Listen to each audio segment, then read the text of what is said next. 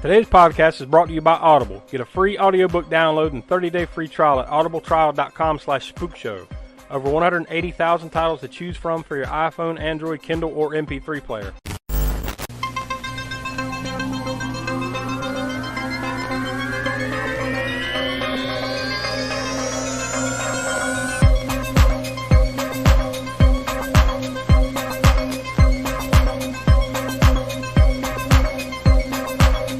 Life. It's not a bad question, Bert. Inside the junk hole. Oh, my goodness. Well, sometimes that is better. It just tastes so damn good. Stargrove. Wolfman's got nards. Killer, Mommy. Here's Johnny. Thou art the one. Star Child. What the hell did we just watch? The All-American Spookshow Podcast. Hello and welcome to yet another edition of the All-American Spookshow Horror Podcast.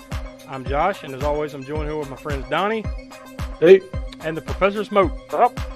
Will couldn't be with us this week. He's on assignment, which sucks here for the month of October, but it is what it is. You know, we got things. We all got things we got to do, and vacations, and this, that, and the other. So we're just trying to make sure we don't miss our deadlines here for all the episodes we got. You know, every Monday, and so we're just going ahead and troopering on without him today, but. Today we're going to be talking about the winner of the September Patreon poll. We gave three choices: The Midnight Hour, Trick or Treats, and Hack-O-Lantern. And the winner was Hack-O-Lantern from 1988. Now, I know this one was like basically a direct-to-video movie. I'm pretty sure The Midnight Hour was, right? Was Trick or Treats a video movie, or did that see a theatrical release that you know of, Smoke? I'm not 100% on it, but I do believe it did have somewhat of a theatrical release. I'm pretty sure it wasn't straight to video. Yeah. But I don't have the, if it was a limited run or anything like that. I know it was shot on film, and I know a lot of movies shot on film, they try to get into theaters at least during that time, so not all of them made it, but I'm pretty sure that one did have somewhat of a run. Yeah, I was just curious if all three of them were video releases, but this one was for sure, and I know, pretty sure The Midnight Hour was as well. So, such a lot of movies, a ton of movies in the 80s and early 90s, were that's where kind of the direct-to-video market kind of started, right? You know, like they weren't shooting stuff on film so much anymore, doing movies cheaper and shooting them on, shooting them with digitally or whatever with video. So.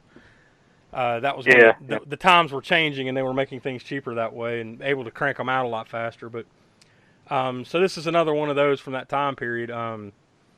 So I guess before we get into the usual stuff, I'll throw out the usual information. You can contact us on email at allamericanspookshow@gmail.com if you got any comments, suggestions. If you want to tell Donnie to fuck off, whatever, that's where you do it. Yep. Other places to tell us where to fuck off are Twitter at AA Spookshow, Instagram, Facebook, Slasher app. You should be able to find us on all those by searching for All American Spook Show. Of course, we got our YouTube channel where here throughout the month of October, we've been going live on Wednesday nights with live editions of Deadline Horror News. I think those have been going pretty well. We'll see if we continue doing that past October, but at least at the end of the month, we're going to be doing those live every Wednesday night over on our YouTube channel. But usually, Deadline Horror News can be found there on the channel, on the YouTube channel, every Thursday. So either way, either come back, come live for, come to the YouTube channel for the live version on Wednesday night, or just come back Thursday, or at any point in time, you can catch up those. That's all there on our YouTube channel. Every Tuesday over on Patreon, patreon.com/AA-spookshow. We have a new video minisode guaranteed, and that's the special attraction there is the Library of the Professor, where Smoke will take something from his library and we'll just, he'll talk about it. We discuss it, whatever, he gives us ratings. It's always a fun time to be had. Those videos are uploaded every Tuesday over on Patreon. And of course, if you become a patron, you can also get these podcast episodes early. You'll be listening to them before the masses. The podcast comes out every Monday at 6 p.m. East, but usually we get the podcast up on the feed there on Patreon day 2 all the way up to 4 or 5 days early over on Patreon. So patreon.com/AA-spookshow. Come see all the fun bonus stuff that we put up there. Lots of fun to be had. You get to vote every month on what a movie that we're going to be watching next month. And this month's poll, the October poll, so this will be for a movie that we're going to be watching in November. We've got 3 big choices this month. I guess we kind of figured to do it up a little bit bigger because it's October, so we're going to give you some better choices than Trick or Treats or Hack-O-Lantern and stuff like that. So, and it also will kind of probably loosely start off a new series run for us because, we went through, The Devil's Rejects, that trilogy of movies. We watched all 118 Conjuring movies up to this point. So we're kind of on the hunt for another series. So we figured we'd throw these 3 choices out on the October Patreon poll to see which one that we might be starting next. The 3 choices there are Hellraiser, Phantasm, and A Nightmare on Elm Street. So 3 huge horror films, that basically started off 3 pretty big series throughout the years, that followed after that. These will be the ones to kick it off. So if you want to vote on that, like I said, go join. I think it's at least at the $3 level over on patreon.com/AASpookShow to give us your vote there to see what we're going to be watching in the month of November. So it'll be either Hellraiser, Phantasm, or Nightmare on Elm Street. Donnie, you got any preferences there on where the people should vote? Man, I'm going to, Phantasm is wow. I remember watching that on, a lot of these movies I remember watching. I was first exposed to Nightmare on Elm Street. I was 5 years old. That's actually what got me into horror, man. Oh, man, I'd probably say Nightmare on Elm Street. But then again, fucking Hellraiser, man. I don't know. Phantasm, though. There's so many Phantasms. Yeah. Good Lord. They're all unique in their own ways, too. Similar in some ways, but unique all in their own ways, too. So either way, I don't think you can go wrong. Smoke, what do you favor there between the 3? I think between those 3, it's easy for me to go straight to Phantasm for it. Not to knock out any of the other ones or the importance of any of the other ones, but there's just something about Phantasm, especially that first one, that I can't wait till we get around to doing it. So if we don't get to do it this time, if a different movie gets chosen, that's fine. All 3 of those are great choices. But I'll definitely be looking forward to the point when we do get to Phantasm. Yeah, so like I said, if you want to throw in your 2 cents, go over to patreon.com/AASpookShow to see what we watch in the month of November. Of course, this will be the one that we will do schedule-wise. That will be the episode that comes toward the beginning of the month. Hold on, I can pull up the calendar real quick to tell you. That episode will come out November 8th because episode 83 on November 22nd, that will be whatever Thanksgiving movie we pull out of the old archives. And like we've already talked about before, we've already done Home Sweet Home a couple years ago. We did Blood Rage last year, so come back to see what Thanksgiving movie we can pull out of our ass this year because we've already seen 2 of the quote-unquote better Thanksgiving horror movies there are. So yeah, hint that there's no great Thanksgiving horror movie. Yeah, I think we've already established that even the 2 that we've watched aren't all that great. Not to say they're not fun in their own right, but nobody's going to mistake them fantastic, filmmaking or anything. Blood Rage I didn't mind too much. Home Sweet Home sucked nuts. That's all. that's the lowest rated movie that I gave. Just Body by Jake like that. Come on. I did. Yep, and him and his stupid club tattoo, Home Sweet Home on his hand. God. Yeah, the stamper. Yeah.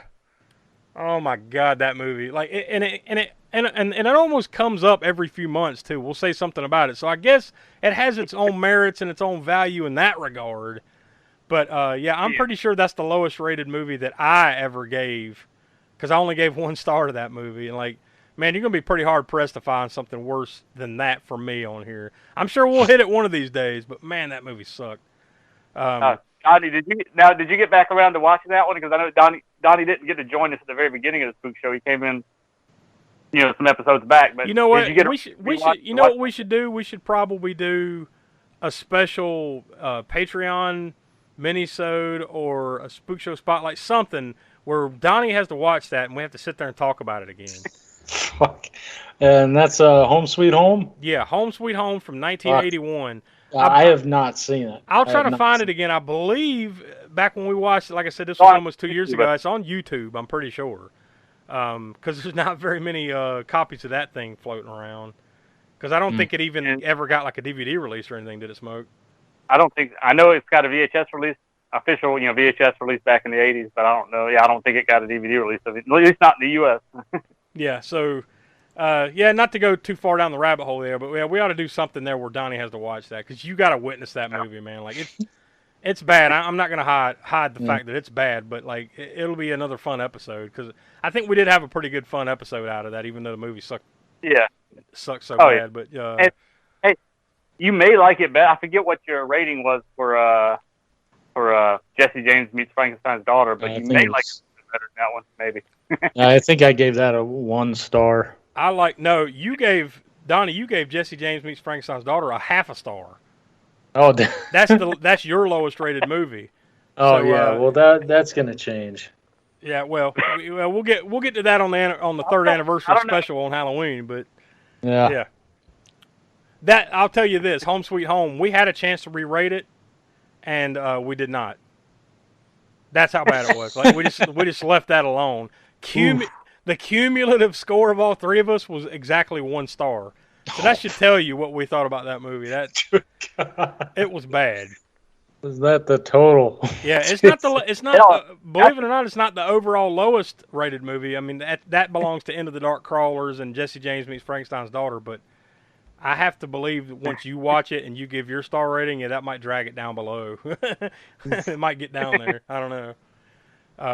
But yeah, anyways, we're going on and on about Thanksgiving, and we're here in the middle of October, and we haven't even got to Halloween yet. Which I guess we should mention on Halloween Day, early that day, we will release our 3rd anniversary spectacular episode. You know, we always put out our anniversary show on Halloween, so that'll be no different this year. And that is our one opportunity every year where we kind of look back at the year, which basically this past year, that starts with when we did episode 45, Behind the Mask, The Rise of Leslie Vernon, from 2006. And this is the one time a year we have an opportunity to go back and change our star rating.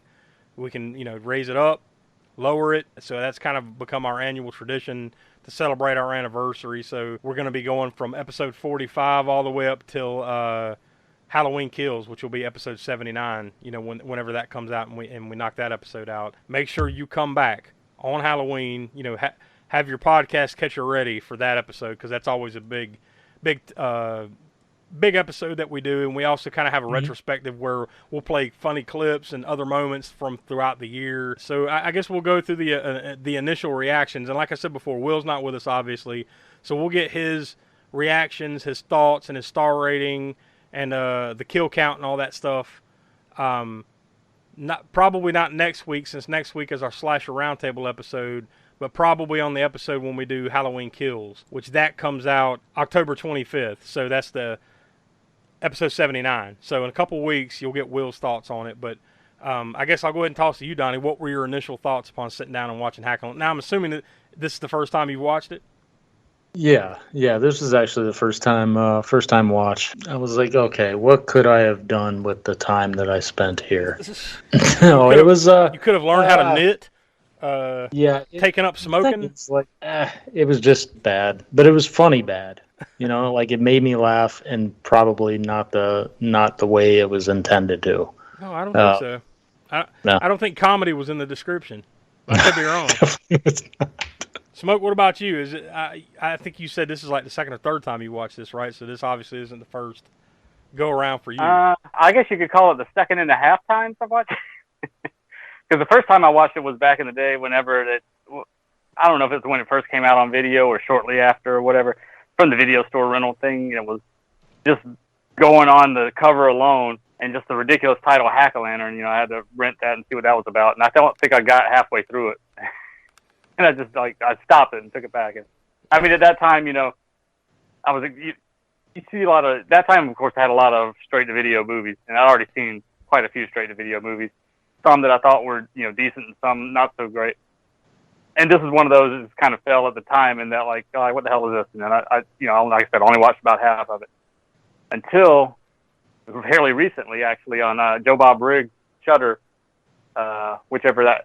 Last season, or was it the second season? Whichever season was, it had him doing this movie. And that was the second time. That was the first time I'd seen it all the way through. And then again for the podcast, I watched it. So 2.5, that's why I say 2.5 times. So what were your thoughts on it back then? Back then it was like, like I said, I'd seen quite a few straight-to-video movies at that point, talking about like Blood Cult, Psychos in Love, all these ridiculous titles and whatnot that were entertaining, you know, and fun, you know, not good, but not technically good, but entertaining and fun at any rate. This one had that to a certain degree, but not enough to keep me interested back then when back in 1990, whatever it was. Probably 90, 91 when I first saw it. So yeah, I didn't even make it all the way through. But this time around, rewatching it, of course, I've seen plenty more crapster pieces, as I call them. I wouldn't put this in that category even, but it was more entertaining this time around than back in 1990, whatever, when I first tried to watch it at least. I'm sure it had to have been more entertaining just anticipating what we're going to say about it. Oh yeah, that too. So watching it with Joe Bob Briggs, talking about some of the stuff in it made it a little bit more entertaining, I guess. But yeah, that's my initial thoughts on it, where I didn't even get to finish the movie the first time I saw it. So at least I made it through the next two times. I had to do it for the podcast. And then you went to go get something to drink constantly, and yeah. Although I forgot this movie had, back then, I'm sure I kind of remembered it, but now watching it again, that song. It gets stuck in your head, the song that's in the movie, the hair metal song. The Devil's Son. I didn't realize. I didn't realize it back then, really, but I'm sure I got to that song, but I'd forgotten it or whatever. This would almost be categorized as one of those heavy metal horror movies to a certain degree. I mean, it's not full on, but it's still, Especially before I continue, before I say what I'm about to say, if this is the first time you've listened to us, we are a spoiler-filled podcast. So, like, if you've listened to this so far and you have not watched Hack-O-Lantern, pause this, go track down a copy of Hack-O-Lantern, which I think I watched it on Shudder. I think it was on Tubi and a couple other ways. There's plenty of ways to watch this.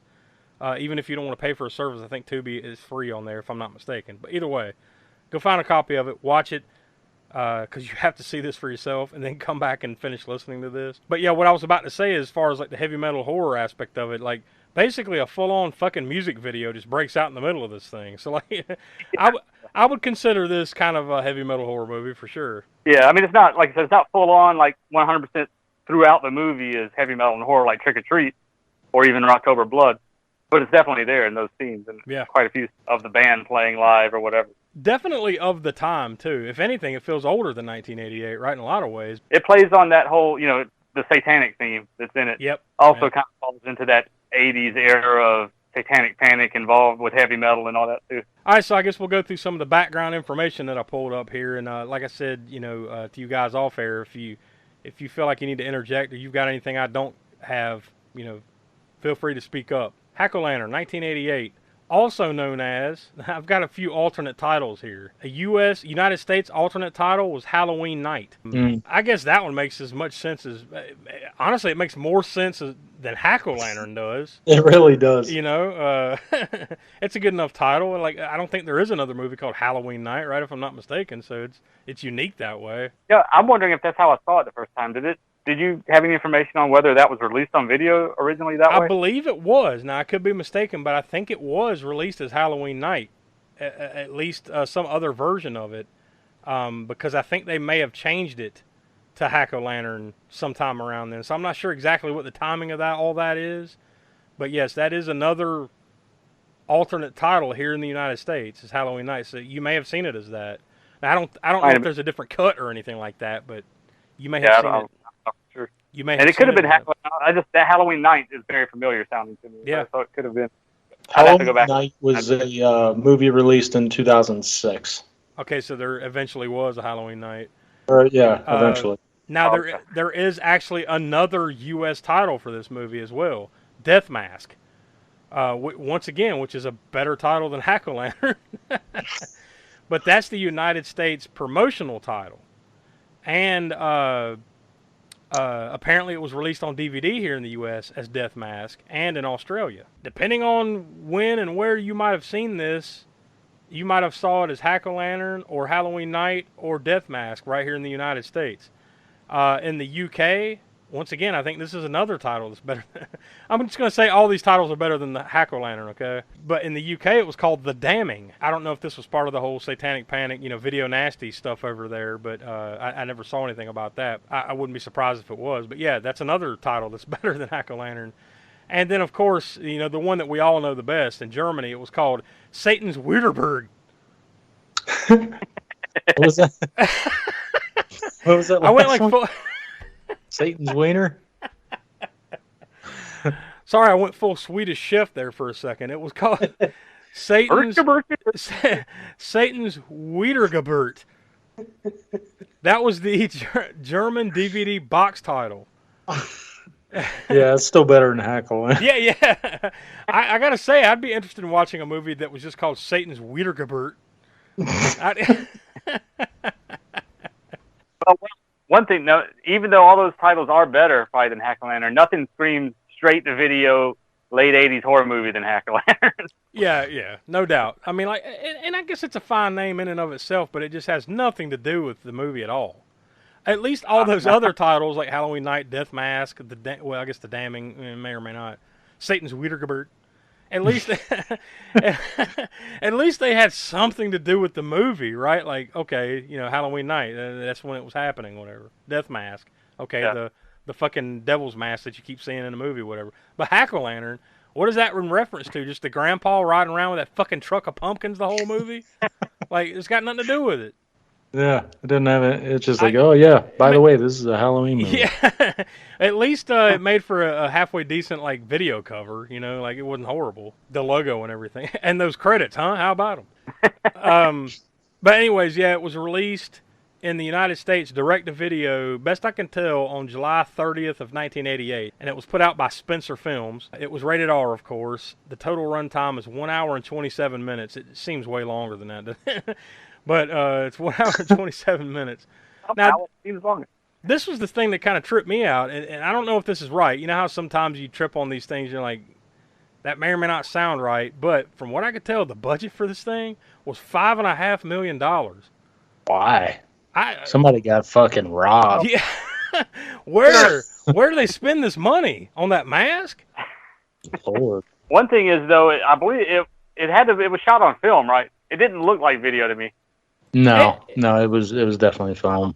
It might have been shot on like 16 millimeter or something, but it looked really, really old to be released in 1988.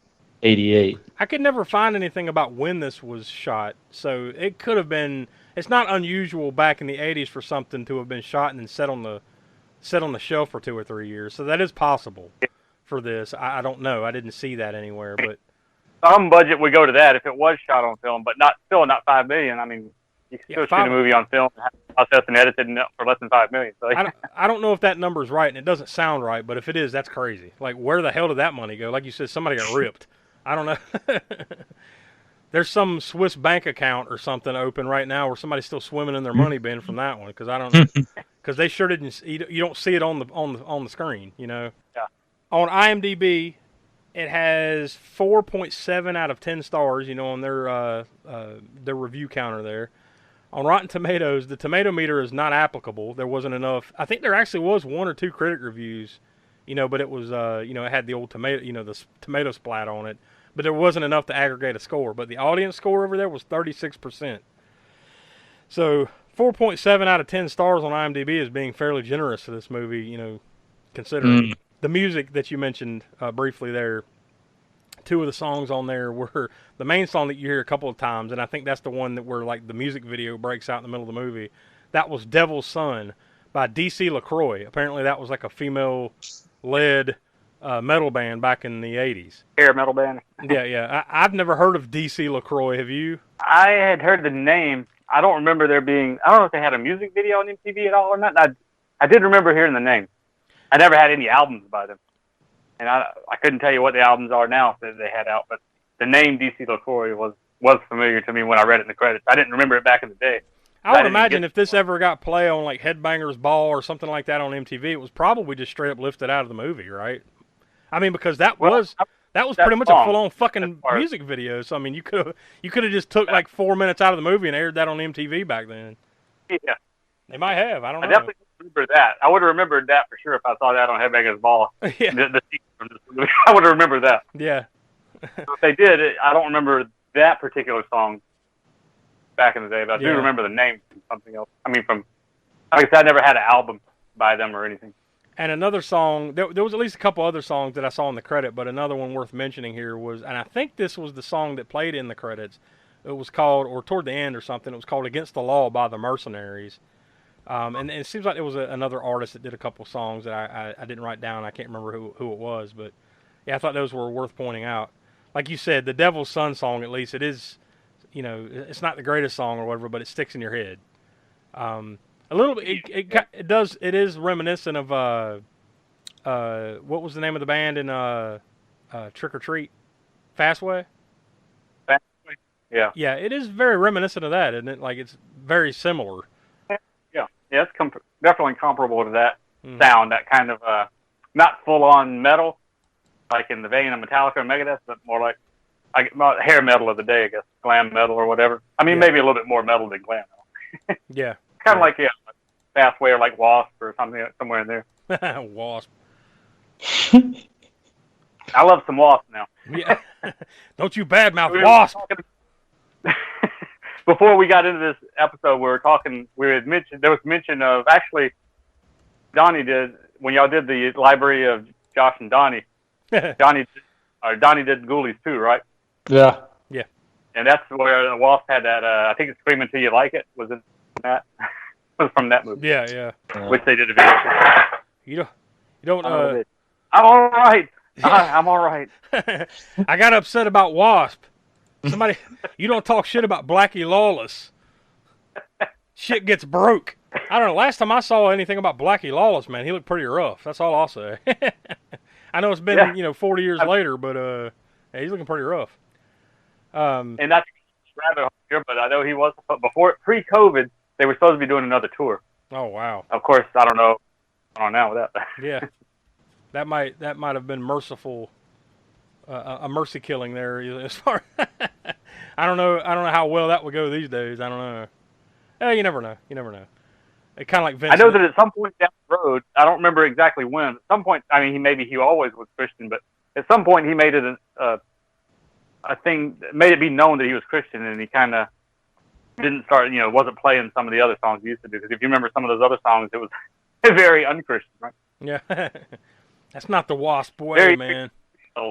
Like, 9-5 Nasty is not exactly what you think of when you think of Christians. Yeah. And that has been this week's Wasp Minute here on the Spook Show. Sorry. Somebody brought it up. Oh, wait, I did. Yeah. If metal comes into at some point, I'm probably going to go down a metal rabbit hole. Yeah. Just bring up Wasp and Blackie Lawless again. Just another episode. All right, so this was directed by Jag Mundra. He was an Indian-born director who directed The Jigsaw Murders, Open House, Night Eyes, a handful of other films. Unfortunately, he passed away in September of 2011. But I think he kind of became known for, like, what do they call that kind of movie? Like erotic thrillers, kind of like, I guess, kind of like Skinamax, skin flick type stuff. Like not porn, but like softcore type stuff. But like they were thrillers, like action thriller type movies. So like that kind of became his thing, in the years after he made Hack-O-Lantern. The stuff you'd see late at night on, like USA back in the day, when they used to play movies in the middle of the night or on Cinemax or something. It was written, the writers on this are story by David Eisenstark, who was writing as Burford Hauser, which I don't know how the hell you go from your real name being David Eisenstark to a pen name or surname or whatever is Burford Hauser.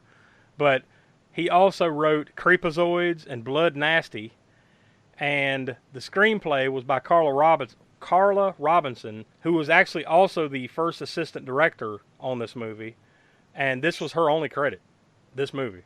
Yeah, this movie ruined careers or, started them. Yeah, as these types of movies, yeah. If you go through past episodes, there is a little bit of a trend there sometimes with these types of movies where, like, it's either just a bump in the road where they went on to have other things, or they just quit the business after this, or were forced out, however you want to look at it, The producer on this was Raj Mehrotra. He produced...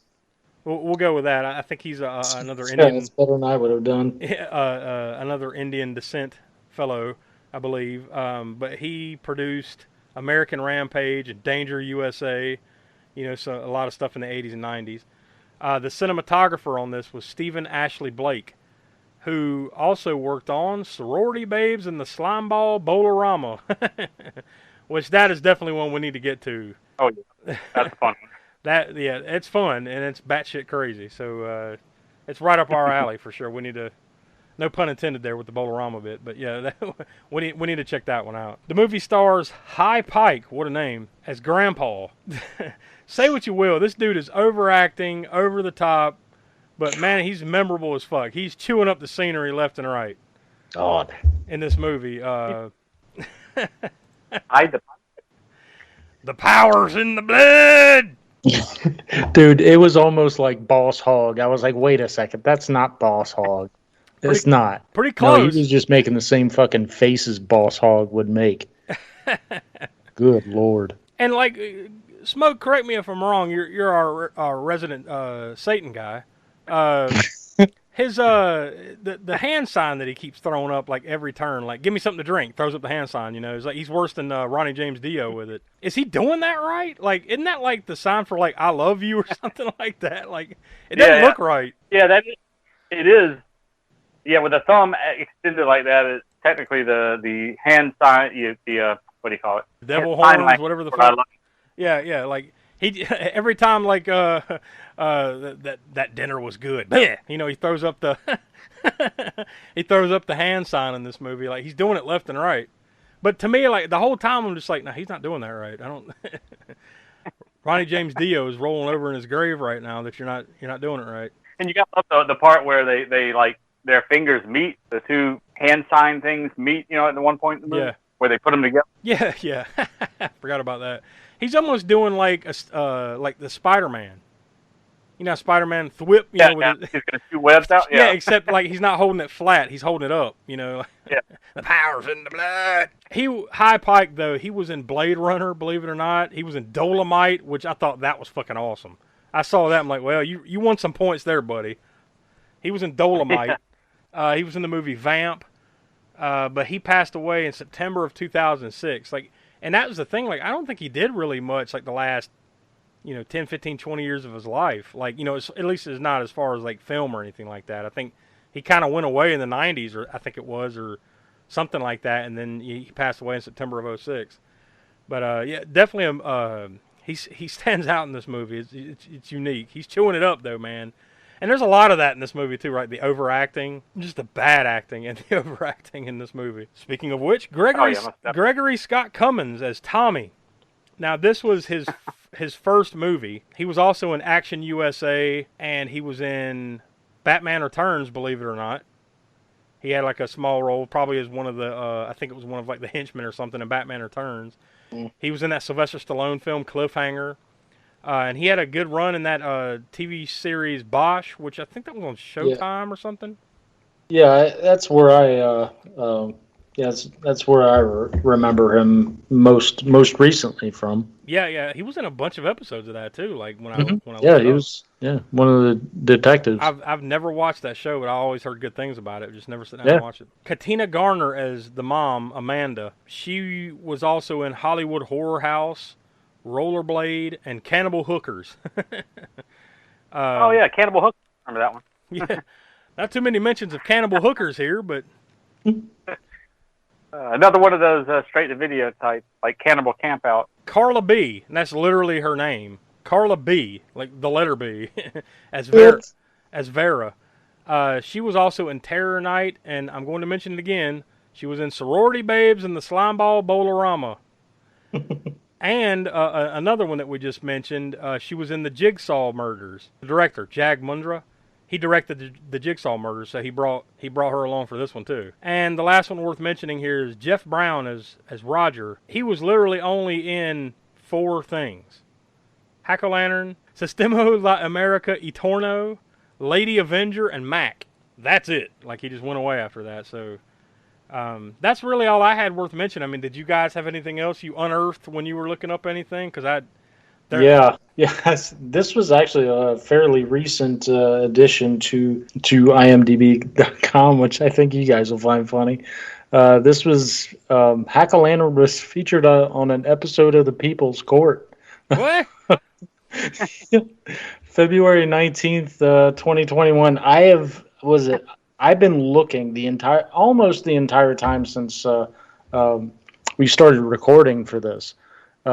Just looking for the episode. I'm not looking anymore. I'm over it. But no, it's I looked through the People's Court YouTube page, and there's just no sign of it. There's just too many fucking episodes on that shit. I'm not doing it. What could possibly have brought this movie up on the People's Court? I don't know. Well, I was beating the shit out of somebody, and Hack-O-Lantern was playing on in the background, so I just felt I needed to mention that. Anyways, Judge.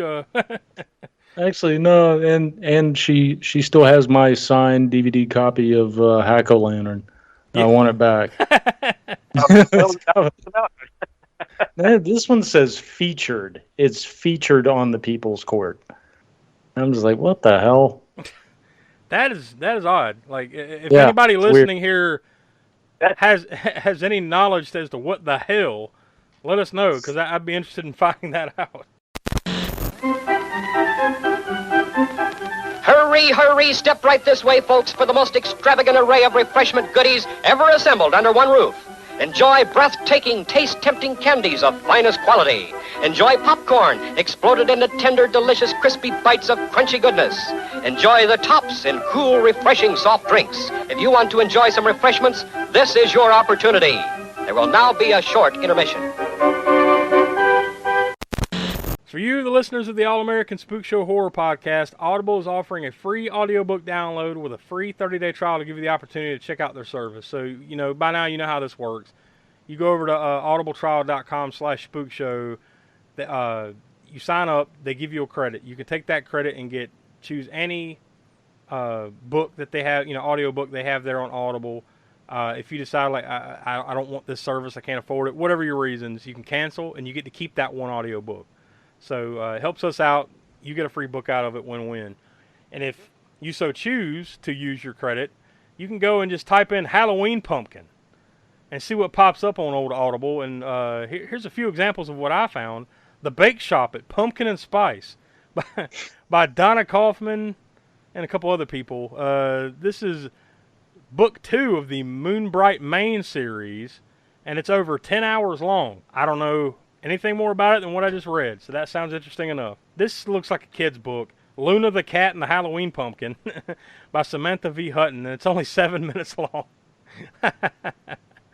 So yeah, that's got to be like a kid's book. And let's see, In Her Pumpkin Patch.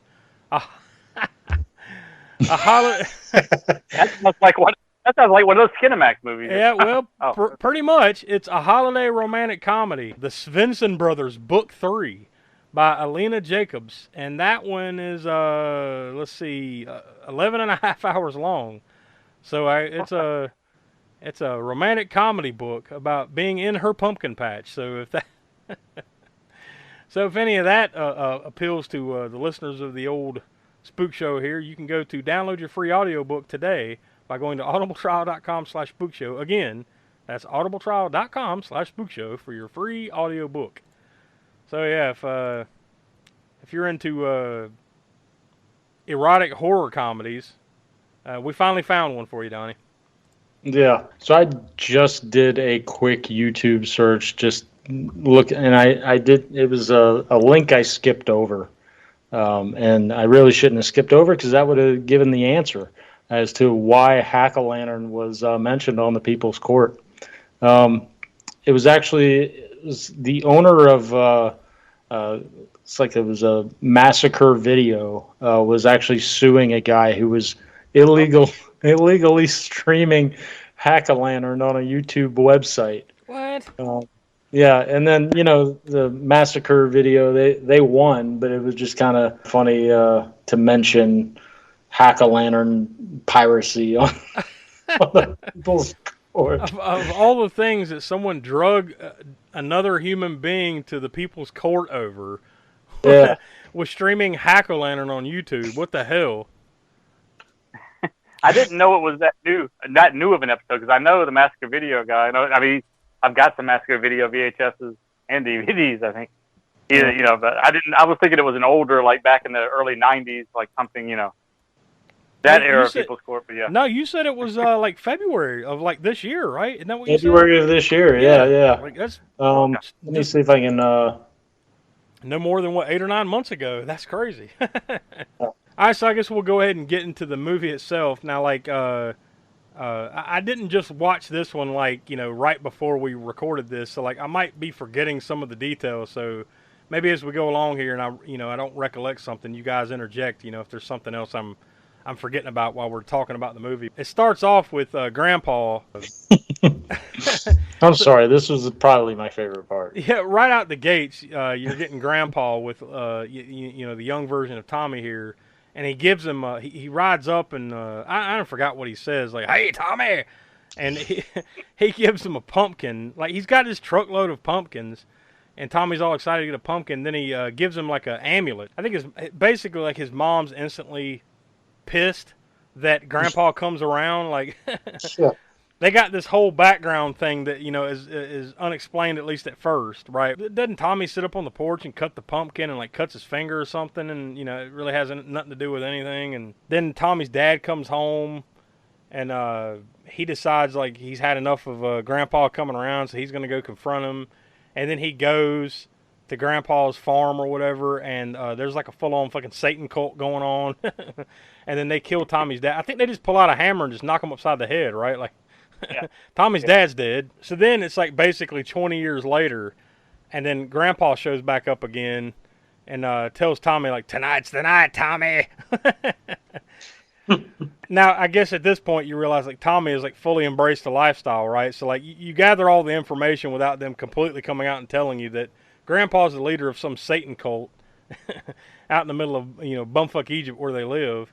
And now Tommy has bought in to this to the Satan cult, and they're gonna have some kind of ritual or something, because now it's like it's Halloween, 20 years later, and they're gonna have some kind of ritual. Now they never explain what the hell this ritual is, right? It's just, tonight's the night. This is the ritual, but like, what's the intent? Like they never, they never explain what the. We're just doing some Satan stuff. Don't worry about it. So yeah, then you get this flashback of like Grandpa comes and, like, "Tonight's the night, Tommy," and then he leaves, and then the mom all of a sudden just steps out in the middle of the road. Like, wasn't she just at the house like a minute earlier, like peeking around the corner, like, "Oh, Grandpa's here"? And then Grandpa pulls away in his pumpkin truck. And then all of a sudden she just steps out in front of the truck in the middle of the road, and he gets out and, like, starts feeling her up, and then there's this weird flashback, because that's his daughter, right? Yeah. Yeah. And then there's this weird flashback of apparently, like, on her wedding day they have sex or something, and I guess you put two and two together that, like, Tommy is his kid, right? So from him having sex with his daughter on her wedding day, like, good Lord, this is some fucked up stuff. Yeah. Give it to me, baby. So anyways, now you're introduced to his sister. Tommy has a sister named Vera, and her friend Beth. Tommy has this whole heavy metal dream. Like, the mom's, like, beating on the door. "Tommy, I need to talk to you." And he's like, "I can't hear nothing." And just puts like, the the Walkman on, and he's playing this tape. And that's where The Devil's Son by DC Lecroy is playing. And, like, it's a full-on, like, it just devolves into a fucking heavy metal fever dream here for, like, the next 4 or 5 minutes. Like, how do you describe this damn video? Like, this woman comes dancing in, like, she's got, like, the 6 arms of an Indian goddess or something like that. And then all of a sudden there's a jump cut, and she's got a gigantic tongue, and there's all kinds of weird fuckery afoot in this. Like, and I don't even know what the hell it's supposed to symbolize, right? There's a band playing, they're playing the song and everything, and for some reason Tommy's, like, the lead guitarist or something like that. Then they just get zapped with lightning, and they all disappear, and he's standing there, like, facing off with her, like, while he's playing the guitar, and then she knocks him down and chops his fucking head off with a pitchfork. None of this makes sense. None of it. I mean, it's something to behold, but it makes no sense whatsoever. So then after this, you get introduced to he has a brother named Roger, and he's a cop. So apparently he grew up on the straight and narrow, and Tommy's like a, fucking loser, weirdo, heavy metal Satan guy. He goes in to talk to Tommy, and he lives in like this weird fucking side, I don't even know what the hell this is. It's not even like a basement, right? It's just like this little side shed or something that's attached to the house that Tommy lives in, and it's just, some dinky ass room. Tommy comes in to talk to him, and then he finds like a fucking devil shrine in Tommy's closet. Shows it to him. Does he show it to him? He's like, here, look what I got over here. I don't even know if he shows it to him or not, or he's just looking around and he sees it like, Tommy, like, what the fuck, and the end of that scene. So then Nora, which is Tommy's girl, she's in the shower, and then the dude with the devil mask shows up and scares her, so she lets him in because she thinks it's Tommy. Turns out, you don't know who it was, but the dude just takes like this weird, like crooked pitchfork and just fucking stabs her in the head with it. As she's like butt naked on the couch, like, give it to me, baby. And then like, he just comes across with this weird like pitchfork and just stabs her right in the fucking head. So, she's dead. So then his sister, Tommy's sister Vera, she's there having sex with her, or at least about to have sex, right, with her boyfriend. Then Tommy just comes in and starts beating the shit out of this guy. And then throws him out. Like, this is out of nowhere. Like, she's screaming like, Tommy, no! And then he just like starts punching the dude and like, get the fuck out, and just kicks him out. And then the guy's like, oh, and just kicks rocks and leaves. I know even in my descriptions it sounds like it's all over the place. The movie is like this. Like, it's just like, what the fuck? Like, these scenes have nothing to do with anything. They're not connected. It's just, here's a bunch of stuff. The guy with the devil mask, so her boyfriend's name was Brian. Brian's like, motherfucker, and, kicking rocks and shit as he leaves. And dude, he's walking through a cemetery, and then the dude with the devil mask shows up again. And like, does he trip and fall into an empty grave, or I can't remember. He ends up in an empty grave. And then the dude, I don't know if he. Well, I can't remember whether he pushed him in or he fell. Regardless, he's in an empty grave, and then the dude with the devil mask like comes up with a shovel. And did you notice the trajectory of the shovel kill is all wrong? Like, he lifts it up over his head like he's going to hit him in the top of the head with it, right? Like flat side, bonk. Yep. But then when it comes down, bam, like shovel straight into the head. It's all off. So Brian is dead. And there's really no rhyme or reason to any of this so far, right? Like these people that are dying and everything. Then the mom, there's like the scene of the mom working really hard, Amanda, like in like an apple orchard or some shit. And did you notice she's wearing like high heels as she's out there like working in the fields? Then who doesn't wear high heels when they're working in the field? Well, apparently in this weird ass Satan town, farm town that they live in, they do. So then there's this random Satan ritual, back at the old grandpa's farm, I guess. Where they bring in this woman and they brand her on her ass. Then you cuts to Roger, that's his cop brother, and Beth, who is his sister Vera, that's her friend. Roger and Beth just go out to a graveyard and have sex. I don't know, man. Just out of nowhere, like people getting stabbed in the head with shovels, fucking branded on the ass, and then all of a sudden, Roger and Beth just go out to the graveyard to have sex.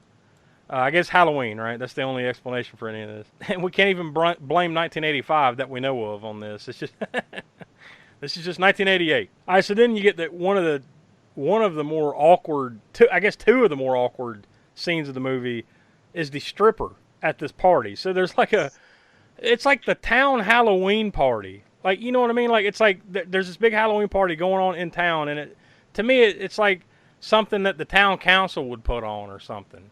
Like, here's the punch bowl, here's the fucking pin the tail on the donkey, and, everybody dress up. Oh, and there's going to be a stripper that shows up and has this weird, awkward strip tease thing, like, right in the middle of the party. It's really weird. And if that wasn't awkward and weird enough, all of a sudden a fucking comedian pops up out of nowhere outside, and it's like a full-on, like, 2 or 3 minute long, it just devolves into this guy's stand-ups. Comedian, or his stand-up routine. The comedian, and by the way, it's bad. It's very bad. It's not funny. It's cringeworthy at best, right? It's pretty bad.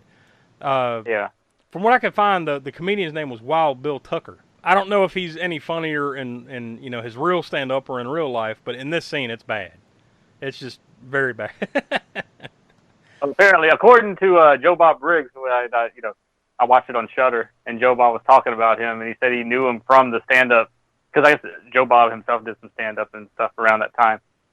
And he said they didn't capture it in this movie, but he said the guy was actually pretty funny. A lot funnier than what the movie portrays, or at least the jokes that they used in the movie portrayed, and the way they shot him. I guess. I hope for his sake, it's just I guess it's just because it just comes so far out of nowhere. You know what I mean? Like what the hell is this? All of a sudden, like this guy's cracking jokes and then goes into a routine out in front of everybody. It's just what the shit is this? You know? It's just so random. Go back to the graveyard sex. That's more entertaining than this. It just breaks.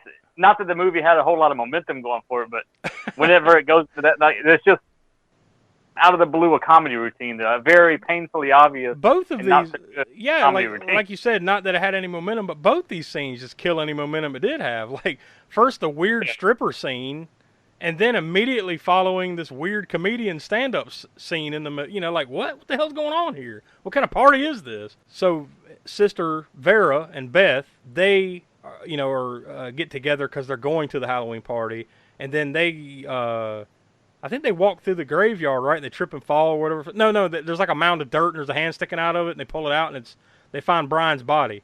So they go freaking out, and run to the party. This is Sister Vera. She's like, no, fuck this. I know what this is. This is Tommy and Grandpa's cult or whatever. So they go down to Grandpa's farm or whatever to confront the cult. Basically, Grandpa's like, you made us do this. We're going to have to kill you. And then, Tommy, do it. And Tommy won't do it. Like, he actually saves her. Like, they're about to sacrifice her, and he saves her. And, they get out of there. And now they've just shunned Tommy because he wouldn't do the whole bit. So he just runs away into the night. Vera and Beth, even though they just found a corpse, and even though they just had a run-in with a fucking cult, they decide to go to the damn party anyways.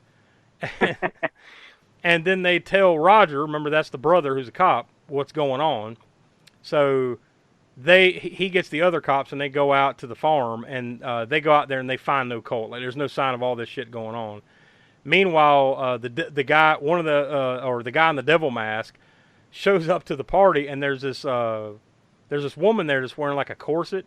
He just tightens the corset like really tight, and then stabs the lady like in the back, in the bathroom, and just leaves her body there. Then he goes over, as they're still there in the bathroom, Beth, remember that's the sister Vera, that's her friend. She is in the bathroom, and like that. Meanwhile, that lady's just sitting over in the corner, like they just think she's like drunk and passed out or whatever, but she's dead. Devil Mask sneaks up behind Beth and strangles her out and then hangs her in the closet. That's when Vera finds them and starts freaking out. All hell starts to break loose at this point. Then there's one of the best pitchfork machete fights in Devil Mask that you'll ever see. Not that there was ever another one before or since, but yeah, there's a full-on fucking two dudes in a devil mask, one with a pitchfork, one with a machete, fighting each other. And one of the devil masks falls off the like the little stairway there, and it turns out it's Grandpa, and he's dead. He dies, I should say. But right before he dies, he touches Roger on the forehead, and said, "It's in the blood." And then you see this little red dot on his forehead, and then he dies. Devil sign. And Roger, the cop, remember who just got touched in the forehead there, he shoots the other guy in the devil mask, or the other person in the devil mask. He shoots him as they run away. Then Devil Mask stumbles into the woods and then takes the mask off, and it turns out it was Tommy's and Roger and Vera. It was their mom, Amanda, wearing the mask. Tommy comes up in the woods and finds her just as she dies on her husband's grave, right? Because remember, her husband was killed by Grandpa or whatever in the old flashback at the beginning. She dies on his grave. And then we have a scene of Roger is now the cult leader. He turns around and he's, "We welcome the night." And then, and then credits, the end. So, oh boy. Hack-O-Lantern, 1988. Donnie, I guess I'll toss to you first. What's your star rating? What'd you think? Oh, man, this movie's hilariously bad. I'm gonna give it a star just because it made me laugh. But this movie fucking sucks. They're gonna put that when they finally release like a special edition Blu-ray. the quote from All American Spook Show podcast: "It fucking sucks," says Donnie, All American Spook Show. So 1 star. Yeah, I give it a star. Smoke, what do you think? Well, like I said, the first time I tried to watch it was I got halfway through it. Then I watched it again with Joe Bob, got all the way through it, and I could appreciate where they were. I don't know what you say, where they were going with it. I could enjoy it at least. I watched it all the way to the end. And then the third time when we watched it for the podcast, not that it got any better at that point, but you know, it is what it is. It was straight to video. It had its entertaining moments. It had the heavy metal song was memorable, if not like great. I mean, it definitely is memorable. Like I kind of like add that song into my Halloween heavy metal playlist listening now. It's not a bad tune. It's pretty good, you know, as far as like that type of tune, you know, goes. Yeah. Yeah, that sort of hair metal stuff or whatever. You know, it's definitely memorable. I can't help hearing that song, and as soon as I hear it outside of the context of the movie, the scenes from the heavy metal music video they make in the movie pop in my head. So. Yeah. So that was definitely memorable. We're not getting to the gore score yet, but you know, it's got its moments. At least they didn't skimp on some of that. I mean, they knew what they were making straight to video. They better juice up the splatter scenes and stuff. So I mean, I'll go with 1.5 stars. I echo your sentiments. That's exactly what I'm going to give. I'm going to give it 1.5 stars. I didn't hate the movie. It just wasn't good. Just wasn't good, says Josh from the All American Spook Show podcast. At best, you can say this was poorly constructed. There's not much of a plot to speak of here. There's no, you know, there's no motivations for any of this shit going on other than Grandpa loves Satan, I guess. I don't know. I mean, it's a mess, but it's an entertaining mess, you know, as far as like, you know, these 80s video popcorn flicks go, you know. So I mean, there's some fun to be had. The music's not terrible. I mean, like we have watched worse, I guess, here on the show. You know, not a whole hell of a lot worse, but we have watched worse for sure. We talked about one earlier with Home Sweet Home. I would definitely watch this before that. Oh, fuck. Yeah. That should tell you how bad Home Sweet Home is. But it'll be interesting to see what Will has to say about it. I mean, I would imagine he's probably not going to be far off from what we're saying here, you know, just based on what I know his tastes are. Yeah. But we'll find out here in a couple weeks when we get his thoughts. But, Donnie, I guess I'll first toss to you.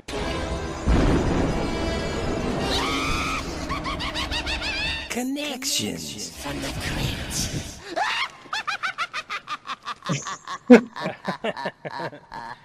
So what you got? Oh, man. So with the Crypt Connections, what we do is we connect the current movie episode by any cast or crew connections to past Spook Show episodes. And this episode, Hack-A-Lantern, for the first time ever, actually ties a Patreon minisode to Hack-A-Lantern. Oh, okay. Patreon minisode number 24. It's where Smoke covers Rocktober Blood. It's Bill Wystrom created the mask for October Blood, and he also created the mask for Hack-A-Lantern. It's probably the most interesting part of this movie. Yeah. You say what you will about the movie itself, and we just did. That mask is pretty cool. Yeah.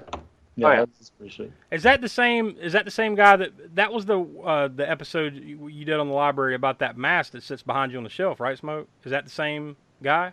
Same mask I'm thinking of? I know, well, the company was Be Something Studios, but I can't remember if I ever came across the sculptor's name necessarily for that mask right now. And that may very well be, because that definitely looks like other masks from Be Something Studios. Yeah. But yeah, as far as the sculptor's name, I can't recall the sculptor's name of that mask was called Fang Face, the one that they used in Rocktober Blood. And this one, they just called it Baboon's Ass. So yeah, I mean that's an interesting pull. You know, not going from a podcast episode, but connecting to that. So that good pull on that. Will's not here to give the kill count. I didn't really do a count, but I wouldn't imagine it's very many. So we'll go ahead and skip towards the gore score from you, Smoke. Gore score.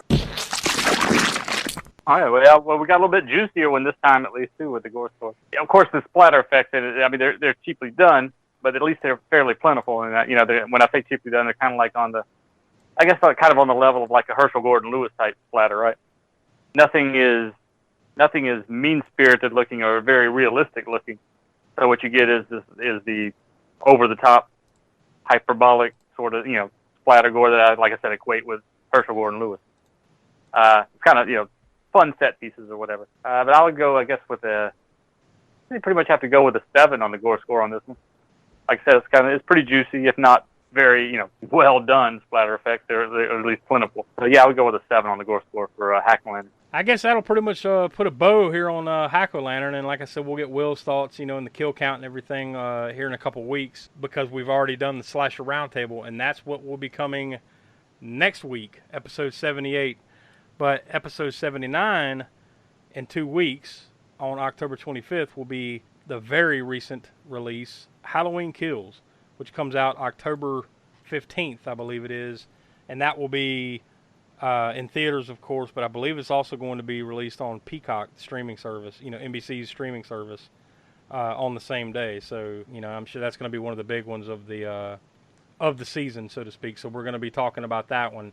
And this is a follow-up to Halloween, which came out, I think that was 2018, right, Smoke, that we've already talked about. Yeah. Yeah, that was 2018, and that was all the way back in episode 6. We already talked about that one. And we all felt pretty good about that one at the time. So it'll be interesting to see what we think about this one. And Donnie, you weren't on the show back then, so we didn't get your thoughts on that one. Did you get a chance to see that one? I did not, no. Okay, yeah, you definitely need to check that out before you watch this one for sure, because basically the premise of these is like you had the first Halloween movie from, back in, John Carpenter's Halloween, 78, 79, whenever that came out. Yeah. Then the one that came out in 2018 basically picks up from that point. Like, so it basically imagines that all the other Halloween movies didn't happen. So, like, you got the original, and now this one from 2018, and now this one.